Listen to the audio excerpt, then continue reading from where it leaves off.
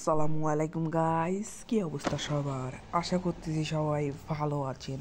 তো আজকে আমরা যাচ্ছি সাদা পাথর। তো চলুন যাওয়া যাক সাদা পাথর। আর পানি পানিটা কিন্তু অনেকটা লালচে টাইপের ভাব আছে। লালাখাল কিনা এটা আমি জানি না, লালাখালের পানির এটা যেটা আর কি, পানিটা কিন্তু অনেকটা লালচে টাইপের ভাব আছে। তো আমরা এখন যাচ্ছি সাদা পাথর। চলুন যাওয়া যাক সাদা পাথরে। আর দেখুন কতটা সুন্দর, এই যে পাহাড়ি ভিউগুলো মারাত্মক লাগে। মানে পাহাড়ি ভিউগুলোর একটা অন্য লেভেলের ভিউ। পাহাড়ি যারা পাহাড়কে ভালোবাসে আর কি, সিলেটে যে ভিউগুলো আছে পাহাড়ের, বাট এগুলো তার বাংলাদেশের মধ্যে না, কিচ্ছু করার নেই। কিন্তু পাহাড়গুলো সেই লেভেলের। কিন্তু বাংলাদেশে না হয়ে থাকলেও এই পাহাড়গুলো বাইরের দেশে হয়ে থাকলেও বাংলাদেশের পাহাড়ের থেকে কিন্তু বাইরের দেশের পাহাড়ি অঞ্চলগুলো উন্নত বেশি। যেমন ভারত, ইন্ডিয়ায় প্রচুর উন্নত পাহাড়ি অঞ্চলগুলো, আমাদের দেশে পাহাড়ি অঞ্চলগুলো অতটা উন্নত না।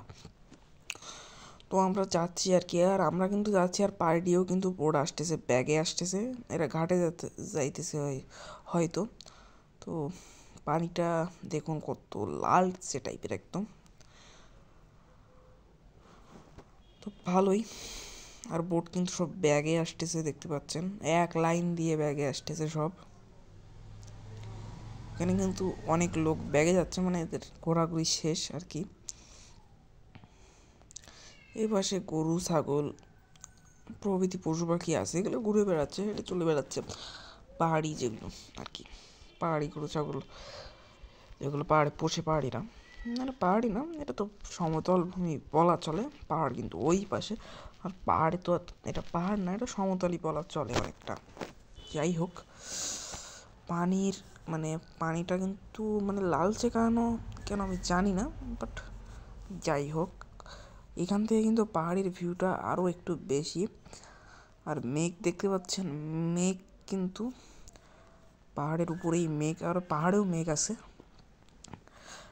মেঘ দেখতেও এটা দেখতেও ভালো লাগে। এগুলো পাহাড়ের উপর দিয়ে মেঘ যাচ্ছে, এটা দেখতেও কত সুন্দর লাগে যারা সামনাসামনি দেখেন।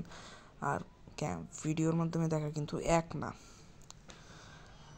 তো সেই লেভেলের ভিউ আর কি এখান থেকে পাহাড়ের।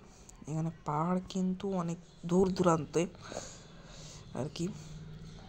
তো সাদা পাথরের অবস্থা কিন্তু মাঝে প্রচুর খারাপ হয়ে গেছিল। তো এটা তখন অনেক আগের ভিডিও, এটা হলো 2024 সালের মে মাসের সামথিং ভিডিওটা। তো আমরা তখন গিয়েছিলাম সিলেট, তখনকার ভিডিও আর কি। তো ভালোই গাইস, সেখানে সেই লেভেলের। আর আপনারা যারা আসবেন তারা তো এগুলো দেখতে পারবেনই। এখন পাথর আছে কিনা আমি জানি না, বাট আগে প্রচুর পাথর ছিল।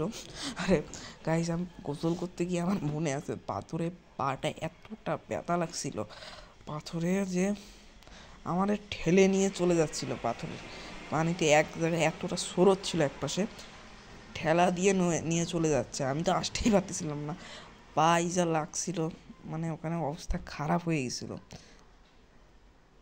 তারপরে আমি অনেক কষ্ট করে চলে আসছিলাম ওই পাশ থেকে আর কি, আল্লাহর রহমতে। মাশাআল্লাহ, ভিউগুলো কিন্তু সেই লেভেলের, পাহাড়ের ভিউ যেগুলো সেই লেভেলের। তো আমার কিন্তু ভালোই ছিল আর কি এখানের যে ভিউটা।